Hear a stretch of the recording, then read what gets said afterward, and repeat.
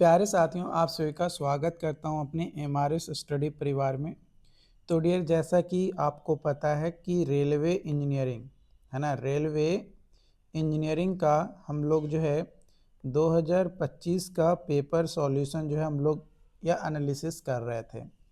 तो इसमें हमने जो है दो पार्ट में क्वेश्चंस को देखा। पहले पार्ट में हमने देखा एक एमसीक्यू और सब्जेक्टिव क्वेश्चन, फिर दूसरे पार्ट में हमने और सब्जेक्टिव क्वेश्चंस को देखा। अब हमारा अगला सब्जेक्टिव क्वेश्चंस है। क्वेश्चंस बोला जा रहा है कि एक्सप्लेन करना है कि ट्रैक कैपेसिटी से आप क्या समझते हैं या का क्या मतलब होता है और उसके इम्पॉर्टेंट मेजर्स, ताकि जो लाइन कैपेसिटी है उसको हम इंक्रीज कर सकें।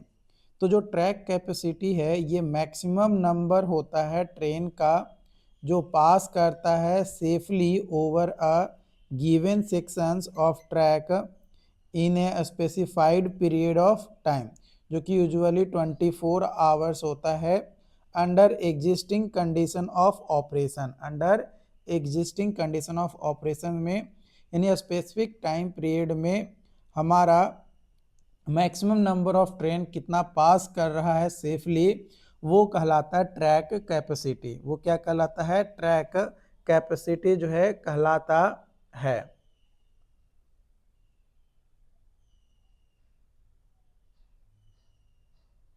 ठीक है,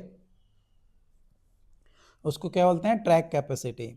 इन नेटवर्क लाइन इंडियन रेलवे ये की फैक्टर होता है in planning efficient train operations के लिए। तो कौन कौन से फैक्टर अफेक्ट करते हैं ट्रैक कैपेसिटी को? तो ट्रैक कैपेसिटी जो है डिपेंड करता है नंबर ऑफ ट्रैक के ऊपर, कि सिंगल है कि डबल है कि मल्टीपल है, सिग्नलिंग सिस्टम के ऊपर, स्पीड ऑफ ट्रेन के ऊपर, ट्रैफिक मिक्स यानी पैसेंजर वाला ट्रेन है या गुड्स वाला ट्रेन है या दोनों हैं, फिर स्टेशन स्पेसिंग और यार्ड इफिशिएंसी। तो इन तमाम पॉइंट्स के ऊपर हमारा जो ट्रैक की कैपेसिटी है वो डिपेंड करता है। Measures for increasing line capacity, line capacity को इंक्रीज कैसे कर सकते हैं?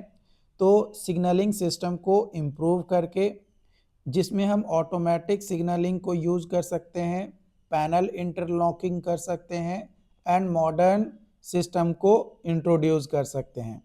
ये रिड्यूस करता है हेडवे को, है ना, ये रिड्यूस करता है हेडवे को, जो कि time gap between trains. Doubling and multiple track, है ना, या तो डबल या मल्टीपल ट्रैक हम करेंगे, यानी सिंगल लाइन जो ट्रैक है उसको हम डबल लाइन या मल्टीपल लाइन में कन्वर्ट कर देंगे। Always simultaneous movement of train in both direction. Better track maintenance, better track maintenance, good alignment, proper ballast and a strong rail.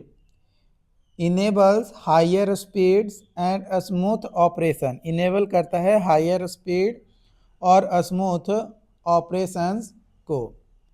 Increase in train speed, increase in train speed, higher speed reduce करता है occupancy time को track का।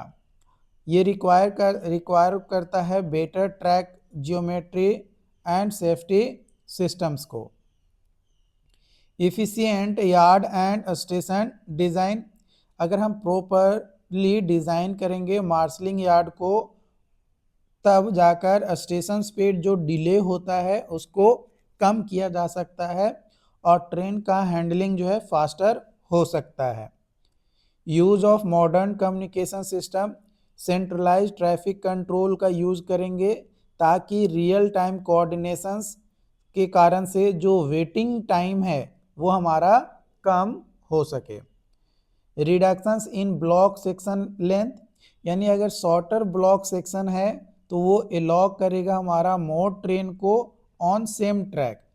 Improved rolling stock, यानी powerful locomotives अगर हम use करते हैं तो बेटर ब्रेकिंग सिस्टम देखने को मिलेगा, और ब्रेकिंग सिस्टम बेटर रहेगा तो फास्टर एक्सेलरेशन और डी एक्सेलरेशन हमें देखने को मिलेगा, जिसके कारण से जो ट्रैक की कैपेसिटी है वो कहीं ना कहीं इम्प्रूव होगा, या लाइन की जो कैपेसिटी है वो इम्प्रूव होगा।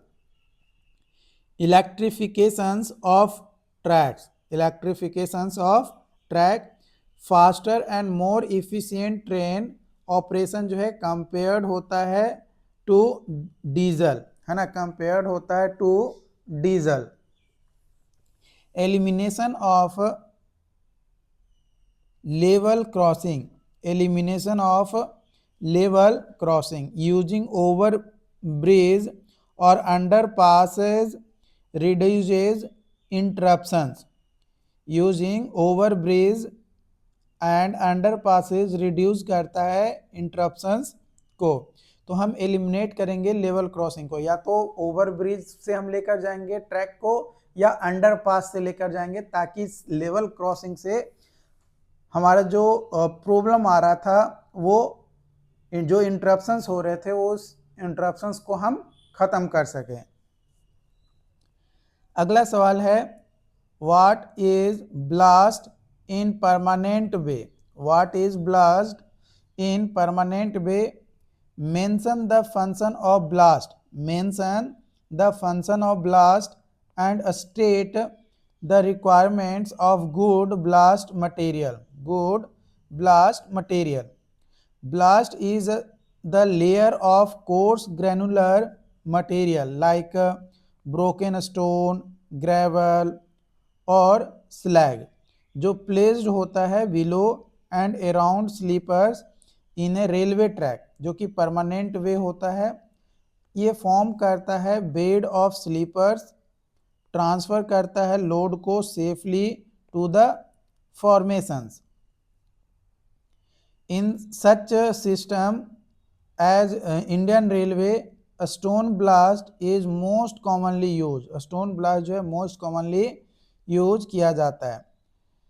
परमानेंट वे जो कि ब्लास्ट का डिटेल्स अगर हम देखें, तो रोल अगर हम देखें और फंक्शन ऑफ ब्लास्ट, तो प्रोवाइड करता है firms even support for the sleepers, spread and transfer rail sleeper load over large subgrade area, hold करता है स्लीपर को फर्मली ताकि मेंटेन किया जा सके ट्रैक अलाइनमेंट और गेज को, अलाउ करता है for efficient drainage of rain water from track structures, offer करता है elasticity to the track, absorb shock and vibrations, और इनेबल करता है ट्रैक एडजस्टमेंट यानी पैकिंग एंड लेवल करेक्शंस। तो ये किसका काम होता है?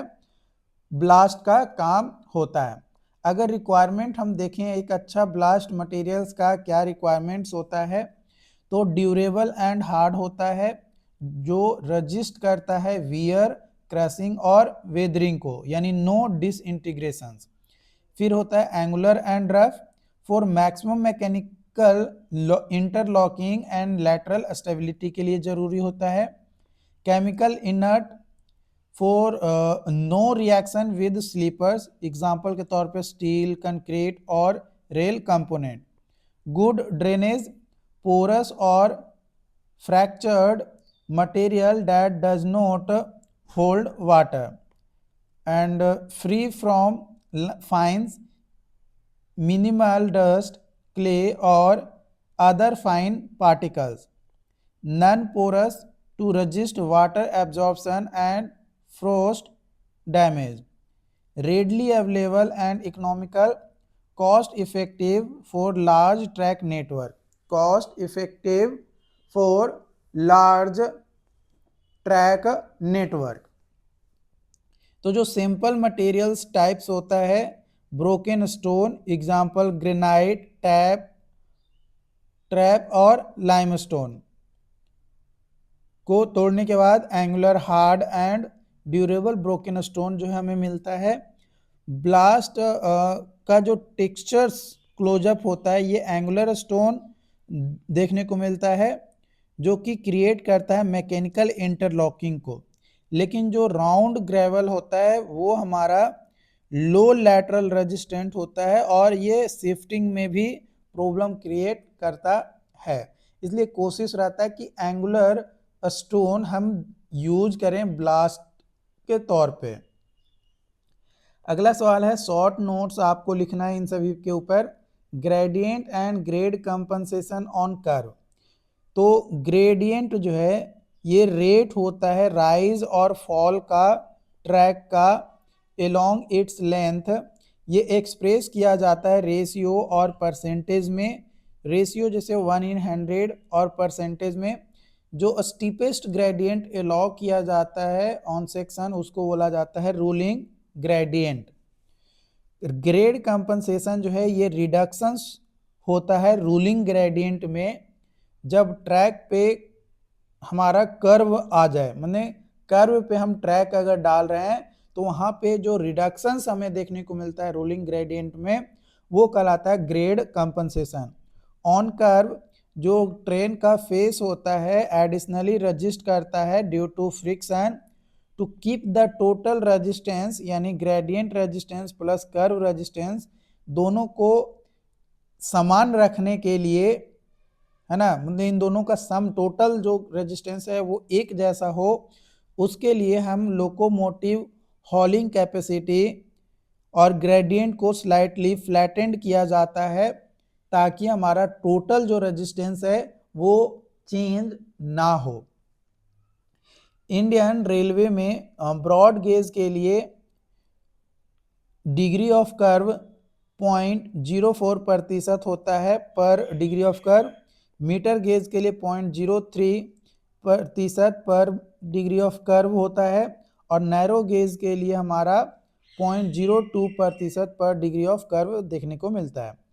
दूसरा है types of rail joint. Rail joint जो है कनेक्ट करता है दो रेल को एंड टू एंड। इसमें आता है supported joint, suspended joint, bridge joint, square joint, staggered joint और इंसुलेटेड जॉइंट। उसके बाद आता है लेफ्ट हैंड टर्न आउट। इसके बारे में अगर बात करें तो टर्न आउट जो है एक मैकेनिकल इंस्टॉलेशन होता है जो ट्रेन को गाइड करता है एक ट्रैक से दूसरे ट्रैक पे जाने के लिए। लेकिन जो लेफ्ट हैंड टर्न आउट है ये ट्रेन को डाइवर्ट करता है to left of the main track, यानी मेन ट्रैक ये है ना, तो इसके ये मानकर चलो राइट है, ये आपका लेफ्ट है, तो इस लेफ्ट डायरेक्शंस में ही टर्न होगा। मेन ट्रैक से जब भी टर्न होगा तो लेफ्ट साइड में ही होगा। तो दो तरीके का टर्न आउट हमारा होता है, एक होता है लेफ्ट हैंड टर्न आउट और एक होता है राइट हैंड टर्न आउट। एक होता है लेफ्ट हैंड टर्न आउट और एक होता है राइट हैंड टर्न आउट। इसका की कंपोनेंट अगर हम देखें तो स्टॉक रेल जो फिक्स्ड आउटर रेल होता है of turn out, tongue rail जो कि पॉइंट्स, ये टैपर्ड मूवेबल रेल होता है जो इनिशिएट करता है डाइवर्जंस को, heel of switch fixed end of tongue rail where it pivot, head rail rail जो कनेक्ट करता है switch assembly to the crossing यानी फ्रॉग, ये एक ऐसा डिवाइस है जो अलाउ करता है व्हील फ्लेंजेस को to pass through intersections of two rails. Check rail जो प्लेस्ड होता है opposite the crossing to ensure wheel don't strike the crossing nose. Stretcher bar जो कनेक्ट करता है टू टंग रेल को to ensure they move together. तो ये components हैं आपके लेफ्ट टर्न आउट के। राइट टर्न आउट के भी सेम कंपोनेंट्स आपको देखने को मिलता है, बस वो उसका जो डायरेक्शंस होता है टर्निंग का वो कहाँ होता है, तो उसका डायरेक्शंस होता है टर्निंग का राइट में और एक का टर्निंग का डायरेक्शन होता है लेफ्ट में। इसलिए लेफ्ट वाले को लेफ्ट में जो मुड़ता है उसको लेफ्ट टर्न आउट और जो राइट में मुड़ता है उसको राइट टर्न आउट बोला जाता है। आई होप कि ये रेलवे इंजीनियरिंग का 2025 का जो पेपर का यहाँ पे हमने डिस्कशन किया आपके साथ, ये कंप्लीटली समझ में आ गया होगा। अगर फिर भी कोई डाउट्स आता है, कोई कंफ्यूजन रहता है तो आप हमें कमेंट करके ज़रूर बताइए। मिलते हैं नई वीडियो में नई अपडेट के साथ। Thank you so much.